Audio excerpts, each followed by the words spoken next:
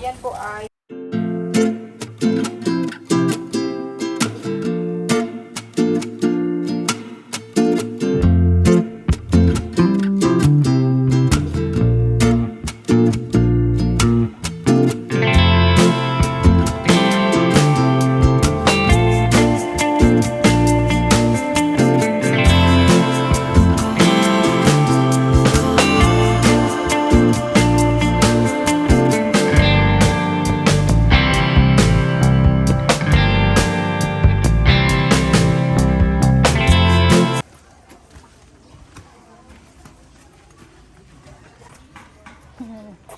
pag lumipad nala na.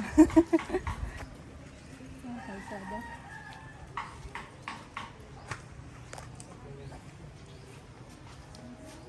To travel village.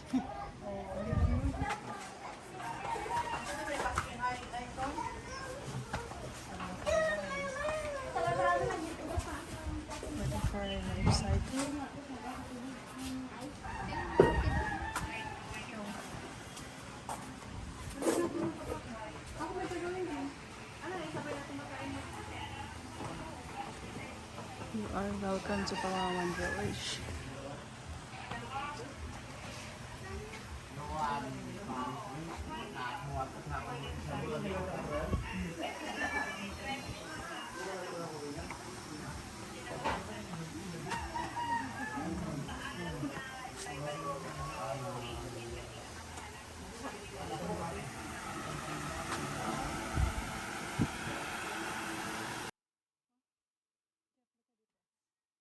Then they're going to show to you how they live and survive in the mountain. So ma'am sir, I will be interpreter po since that tribe have their own dialect which is Palawan, same as a tribe name. But they can understand Tagalog and they can speak a little bit Tagalog po.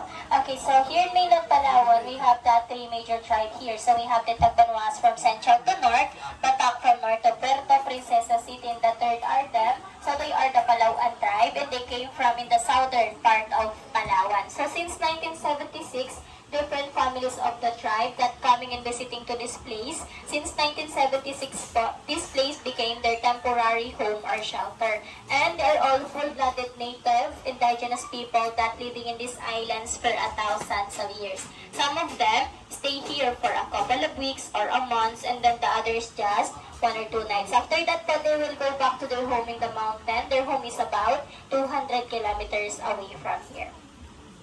Then what we have here po in this area is a livelihood program because we notice that their cultures and traditions are slowly disappearing because they adapt life modernization. But at least here, we are able to encourage them po to continue to practice their cultures and traditions. Pabili na bagtignan mo, mama. Tanggapin niyo po yan, ma'am. Then pakipasa-pasa na lang po para lahat makakita. So that is bagtik. It's one of their very important traditional products. So bagtik is a sap or a resin or almasigatri. Tagtapo siya ng puno. And at first, it is a sticky liquid. But after a weeks or a month po, it will turn solid like that. So ma'am, sir, the bagtik is the main ingredients of making fiberglass, varnish, nail polish, and paints. So in the mountain, this is their native backpack po. So they use this to carry their product like the bagtik. They just put the product here and if it's already full, they tie it up here like this so the product won't fall. So he said that if it's heavy, aside from a shoulder strap, they have a head support strap to carry more weight. So the best example po of bakit with the lot of bagtik is in that house po there. Okay, then back in the mountain, the tribe, they also love music. Of course, they have their own instruments. So first, they have a native drum, they call that one gimbal. So gimbal is made out of hollow wood that they carve, and on top, they cover it with animal skin. They also have an agong or gong, the bigger one. The smaller one, they call that sanang. And the tribe, they believe that the sounds of gong echoes in the mountain that they can communicate to the spirits of their ancestors. So now they're going to play all of those three instruments in the set called Basan.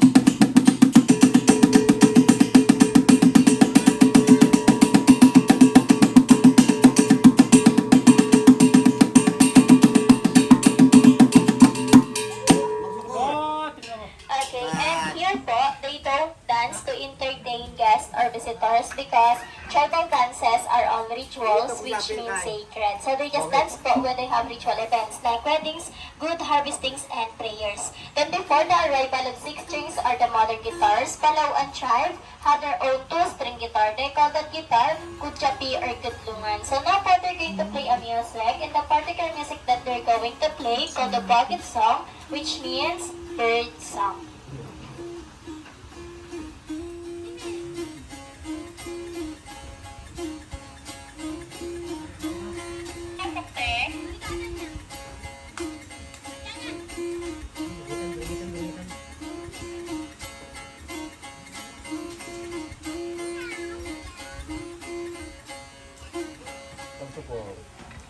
Okay, so more of their music is all about nature and some is all about birds. They also have an aruding, and aruding is made out a piece of a palm tree. Then they put beeswax to adjust the sounds. They play that po using the vibration of their mouth.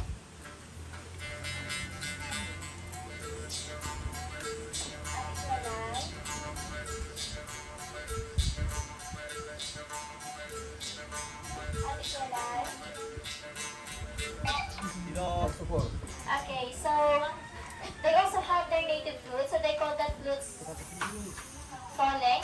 So they use that to make BBS lead because it sounds like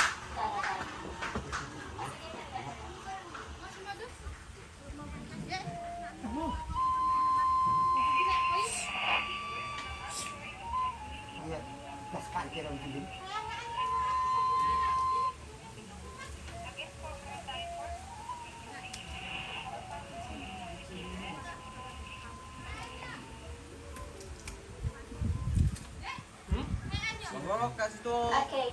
Then they also have their tuberong, so like the soleng, they use that to make BBS lead too. Okay, then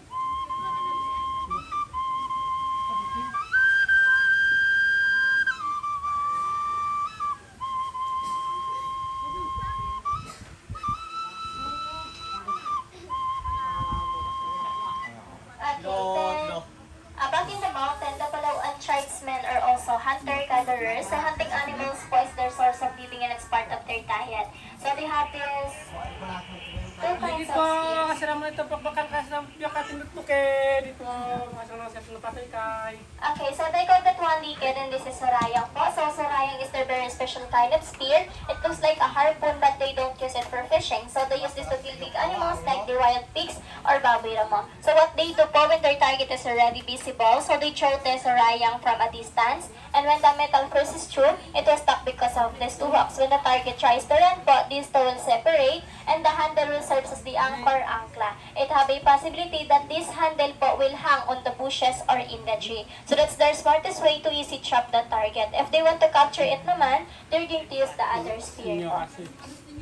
And then back in the mountain, the tribe, they don't use bow and arrows. They have their own blowpipes or a blow dart. It's a Pukan in their dialect and Supit in Tagalog because in the mountain, usually they hunt birds or squirrels. So as a hunter, they have their own way how they copy the sounds of their target first. They have a small piece of bamboo. It's like a whistle. They call that campios.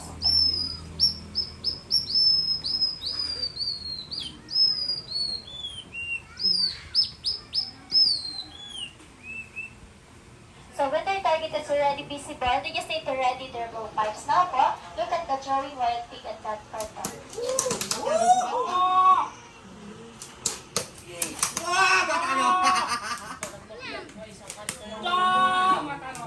Okay, and here po, they don't need to shoot animals anymore since we have our donation box there. That's for the sustainability of this project. If you purchase their product at the souvenir shop, if you buy picture po, they have a good share on that. And whenever they have big animals in the mountain, they put poison for every tip of their darts. Their poison is coming from plant. One of the ingredients of their poison came from this plant. So they call this plant tita. They just collect the sap or the resin of that plant, then they mix it with other plants, they cook it in a slow fire to make the poison effective. That poison is powerful. Once they use that sweet poison, the target will die after a few minutes. But they can safely eat the meat po. Since that poison is just organic, they wash it with running water and they cook it. And when they accidentally hit human, it's either you or them, just say goodbye. So there's no antidote to the poison that they made until now. So, now po, he's going to show to you how they make fire in the mountain. So So as a tribe, they had their own way, and that process called santikan, which means friction.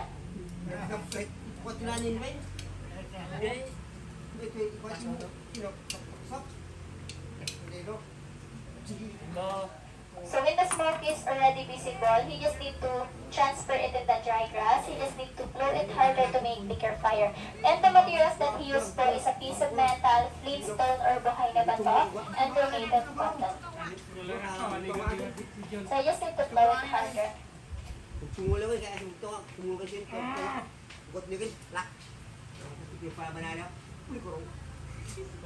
So in the mountain, usually that's the fastest way, and until now, they use that process. Even though the kids po, they know how to make fire then, how to hunt animals, it's part of their training for their survival.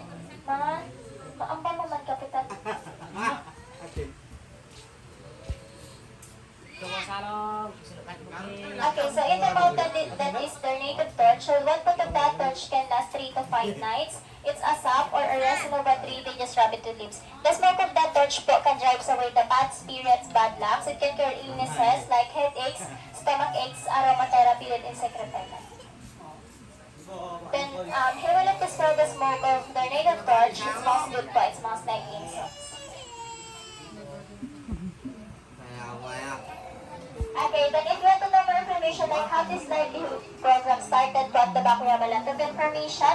We have our donation box there, ma'am, so that's for the sustainability of this project. Later po, you can drop it at the souvenir shop po at the back po. And then back at the cover, we have another souvenir shop. You can find some Palawan delicacies there. And then if you're a coffee lover, ma'am, so you can try and purchase the cement coffee came from Poops of Cement Cat. So now, I'll give you time to take picture with the tribe. Then you can hold their pet. Their pet is a non-venomous snake. We also have our officially photographer here at the tribal village. So Kiboy, Kuya Pani, and Camber will take your photos here po. They are the in charge to take your photos here po at the tribal. And also, that's all for our cultural sharing. Thank you for listening. You can take picture, ma'am, sir, just group by group po. You can take picture with the tribe at the same time. You can take photo with their pet snake. Picture number. Picture na. Trabaho namin na lang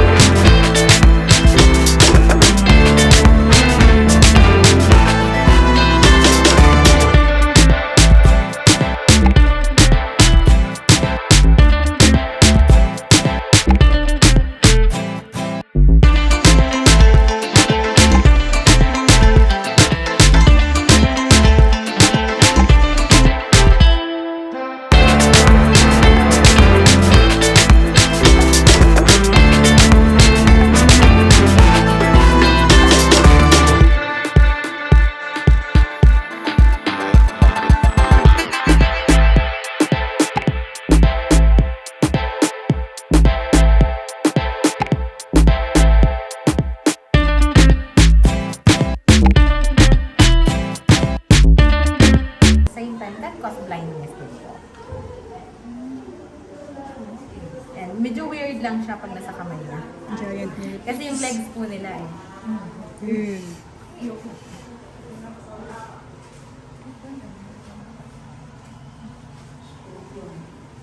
Kaiba po.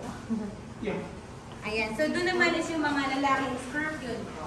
Sila yung tinatawag na the misunderstood creature. Kasi, usually kapag nakakita tayo dito sa bahay, pinapatay na natin kaagad kasi natatakot tayo na baka makagat tayo or baka ma-sting. Pero usually yung kanilang sipit po yun ay ginagamit lang nila pag sila ay kakain na or iinom po ng tubig. So kapag sila po ay nakakaramdam sila na sinasaktan sila, ang gagawin nila, they will sting. Yung stingers po nila yan ay full of venom. Pero pag na-sting naman po kayo nun, excuse lang po mahahalin tulad natin yung sting nila sa sting ng honeybee.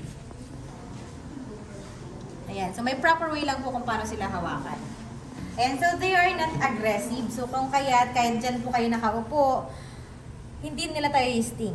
Pero minsan kasi nangasting sila kasi hindi natin alam na nandyan sila tapos nauupuan natin or di kaya naman natatapakan natin. That's naman, those are baby scorpions or yung tinatawag natin na scorpions.